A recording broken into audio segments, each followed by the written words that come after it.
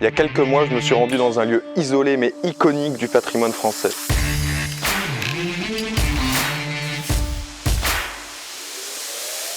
Une grotte transformée en sanctuaire qui abrite les reliques de Sainte-Marie-Madeleine que des milliers et des milliers de pèlerins sont venus visiter pendant des siècles en France. Pendant mon voyage en Provence, je suis monté jusqu'à cette grotte où j'ai pu échanger avec le frère Olivier Marie, qui est un dominicain, qui m'a fait part de plusieurs anecdotes historiques au sujet de cette grotte, et laissez-moi vous dire que ça envoie. Comme vous l'avez vu cet été, j'ai fait une première vidéo en Provence où je suis monté au sommet de la Sainte-Victoire sur les traces des premiers chrétiens sur ce qui est aujourd'hui le territoire français. Et le lendemain, je me suis directement rendu à la grotte de la Sainte-Baume, cette grotte où se serait abritée Sainte-Marie-Madeleine pour y vivre une bonne partie de sa vie après avoir fui les persécutions du petit-fils d'Hérode en Judée. Alors si dans cette vidéo vous voyez que pendant mon entretien avec le frère Olivier Marie, je n'ai pas la même coupe de cheveux, pas la même pilosité, c'est entièrement normal, c'est juste que quelques mois se sont écoulés puisque j'ai eu un problème technique et j'ai pu récupérer des morceaux de vidéo qui étaient indispensables qu'il y a quelques jours. Mais je pense que attendre un petit peu avant de vous parler directement de ce voyage, au lieu de vous en parler à chaud, ça a des bienfaits parce que j'ai pu digérer ce voyage et en apprécier toutes les saveurs. La grotte de la Sainte-Baume, qui se situe à environ, à tout casser, 1 heure en voiture d'Aix-en-Provence, je m'y étais déjà rendu petit et j'en avais gardé un très bon souvenir, un souvenir visuel plus qu'historique, mais j'avais énormément apprécié l'originalité du lieu, sa beauté et le calme qui y résidait. Ce qui est paradoxal parce que quand j'étais plus jeune, j'étais loin d'être calme. Quand on sait qu'un tel lieu existe sur notre territoire à quelques heures à tout casser du lieu où on habite, c'est très dur de résister, c'est très dur de ne pas y aller, on est forcément tenté. Et la seule chose qui pourrait vous empêcher en fait d'y aller, c'est la flemme parce qu'évidemment pour atteindre cette grotte, il faut marcher environ 45 minutes.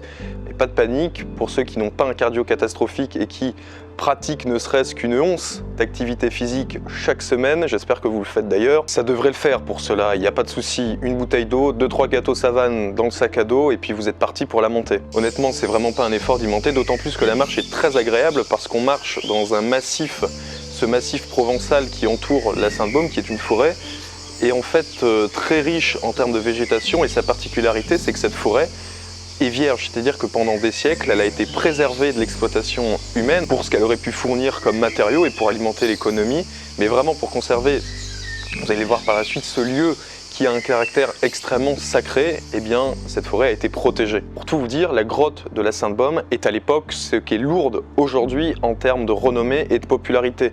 C'est vraiment un pèlerinage majeur de l'Europe occidentale chrétienne et toute la chrétienté dans son entièreté connaît la grotte de la Sainte-Baume. C'est pas pour rien que Saint-Louis est venu et que par la suite François Ier, Charles IX, Henri IV, Louis XIII, Anne d'Autriche et Louis XIV viendront à leur tour faire leur pèlerinage à cette grotte. Donc à partir du moment où j'ai garé ma voiture, j'ai marché pendant environ 45 minutes, une marche qui était très agréable parce que premièrement le doux soleil provençal tapait ma peau et parce que j'ai pu marcher avec les frères dominicains qui sont officiellement responsables du lieu depuis des siècles.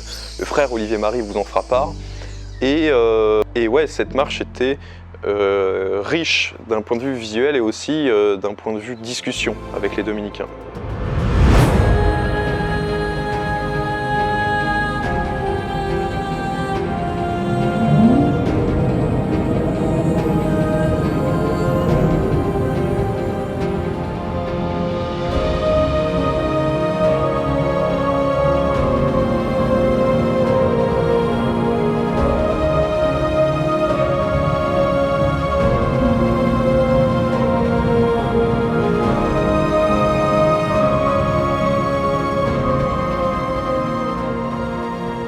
Frère Olivier Marie, bonjour. Bonjour. Est-ce que vous pouvez un petit peu vous présenter pour les personnes qui nous regardent?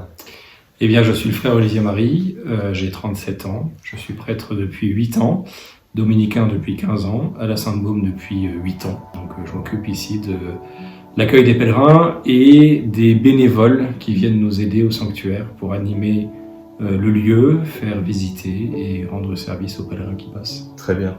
Est-ce que vous pouvez nous parler un petit peu de l'origine de la Sainte-Baume? Le lieu est lié à la présence de Marie-Madeleine depuis la tradition de Provence, dit depuis 47 après Jésus, et l'arrivée des premiers chrétiens ici suite aux persécutions qui avaient eu lieu en Terre Sainte, à Jérusalem, et qui ont dispersé les premiers chrétiens dans le pourtour méditerranéen. Et donc la tradition de Provence raconte l'arrivée de ces chrétiens, de Marthe, de Lazare, de Marie-Madeleine, dans ces contrées de Gaule. Marie-Madeleine et Lazare ont évangélisé Marseille, et puis Marie-Madeleine est venue s'installer ici, 30 années de pénitence et de prière, en ermite, dans cette grotte, et à la Sainte-Baume. Voilà. D'accord. Et donc vous, frère Olivier Marie, vous faites partie de l'ordre des Dominicains. Voilà. Et je sais que par rapport à la Sainte-Baume, il y a une histoire très enracinée, justement, avec cet ordre. Est-ce que vous pouvez un petit peu nous expliquer ? Tout commence quand les reliques sont retrouvées en 1279 par le comte de Provence, qui est le neveu du roi Saint-Louis. On retrouve les reliques de Marie-Madeleine qui avaient été perdues au début du 8e siècle parce qu'elles avaient été dissimulées pour éviter d'être profanées lors des razzias sarrasines sur les côtes de Provence au 8e siècle. Et donc elles sont retrouvées en 1279, ça donne lieu à une grande liesse populaire et ça donne lieu à la naissance du pèlerinage proprement dit tel qu'on le connaît. Et la famille d'Anjou était proche des frères dominicains, et donc le comte Charles d'Anjou décide de faire venir les frères pour animer ce pèlerinage. En fait, c'est ça l'origine de notre venue ici. Donc il fait construire le couvent de Saint-Maximin, qui est une basilique absolument magnifique, qui est le plus grand édifice gothique de Provence, qui est un peu construite sur le modèle de la Sainte-Chapelle, en tout cas quant aux verrières, quant aux vitraux. D'accord. Donc c'est une basilique reliquaire construite au-dessus des reliques de Sainte Marie-Madeleine. Ensuite, pourquoi est-ce que Sainte Marie-Madeleine est particulièrement notre sainte patronne ? Parce que elle est au double titre de pénitente et de prédicatrice, si je puis dire, de la résurrection. Vous savez, Marie-Madeleine, elle a eu un parcours dans l'Évangile qui est très parlant, très significatif pour toute personne qui désire se mettre à la suite de Jésus. Oui, bien sûr. Voilà. Et donc c'est pour ça que Marie-Madeleine nous a été donnée un peu comme sainte patronne et que donc nous animons depuis 8 siècles le pèlerinage ici et nous accueillons pèlerins célèbres et moins célèbres à la grotte. Alors parmi les pèlerins les plus célèbres qui sont venus à la grotte de la Sainte-Baume, je vous l'ai dit tout à l'heure, il y a, ce qui n'est pas rien, Saint Louis qui est venu juste après sa première croisade où il a été emprisonné, une croisade qui a été assez mouvementée, mais juste après, il ne rentre pas à son domicile, le mec vient directement à la Sainte-Baume avec quelques chevaliers à lui, et alors à partir de là, le pèlerinage va prendre une toute autre dimension, puisque ce lieu qui était fréquenté uniquement depuis l'an 30 où Marie-Madeleine est venue, le lieu était uniquement, quasiment à grande majorité, fréquenté uniquement par les religieux locaux. Tandis que là, à partir de ce moment-là, ça va vraiment prendre une dimension où toute la chrétienté va être concernée. En premier lieu, les Français bien sûr, parce que le roi y est passé, et bien sûr la chrétienté ensuite, qui apprendra justement l'existence d'un lieu où la sainte qui a touché la tunique du Christ est venue se réfugier pendant sa vie pour y prier. Alors j'essaye de m'imaginer avec les moyens de l'époque, même si c'est pas facile de se contextualiser dans une époque qui est éloignée de plusieurs siècles, mais quand il n'y avait pas de moyens de transport qu'on connaît aujourd'hui comme la voiture, ça devait vraiment être une bouffée d'air frais quand après des centaines, voire des milliers de kilomètres pour certains, après une longue marche, vous arrivez et vous pouvez contempler ce paysage-là. Et ça vient rejoindre l'impression que j'ai eue personnellement, c'est que quand je suis monté en haut, j'ai vraiment eu l'impression d'être coupé du monde pendant quelques heures, d'autant plus que c'est un lieu qui est géologiquement très impressionnant. En tant que chrétien, ça nourrit l'âme, c'est certain. Et en tant que Français, t'admires le paysage qui t'est livré sur un plateau. Quand on a une merveille comme ça entre les mains, on est forcé d'en prendre soin, à moins qu'on soit taré.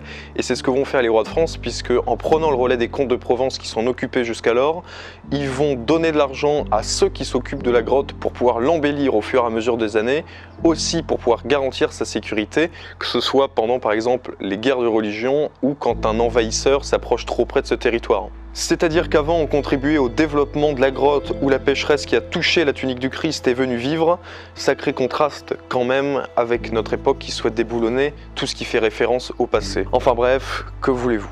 D'ailleurs, je vous parle de la forêt et de la grotte depuis tout à l'heure, mais j'ai oublié de vous parler d'un monument qui est encore situé au-dessus de la grotte, c'est la chapelle du Saint-Pilon qui est érigée en 1493, à peu près dans ces eaux-là. Et en fait, cette chapelle du Saint-Pilon vient vraiment compléter le pèlerinage du chrétien et vient rendre encore plus fascinant cette ascension. C'est que vous rentrez par la forêt en vous purifiant, vous rentrez dans un lieu saint et ensuite vous faites l'ascension jusqu'au point final, le point le plus haut qui est cette chapelle.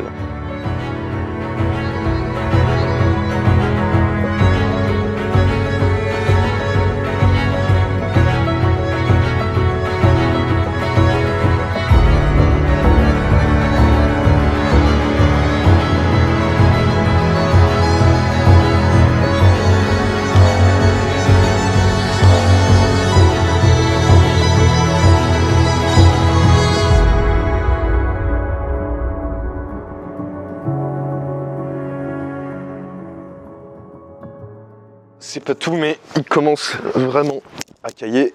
Alors, cette chapelle, elle est construite, elle est basée sur une légende. C'est une légende vraiment qui a donné vie à ce bâtiment. Et cette légende, c'est que lorsque Marie-Madeleine vivait dans la grotte, les anges seraient venus 7 fois par jour la prendre pour la déposer au sommet du massif de la Sainte-Baume pour justement qu'elle prie au point le plus haut. Et par rapport à cette légende, je vous laisse avec le frère Olivier Marie qui va vous expliquer son origine.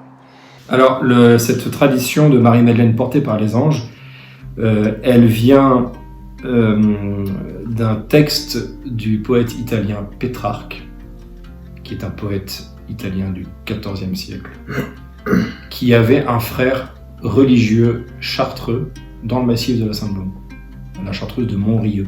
Qui est à quelques kilomètres d'ici. Donc il venait le visiter. Et donc il aimait beaucoup passer, notamment au Mont Ventoux, et beaucoup passer à la Sainte-Baume.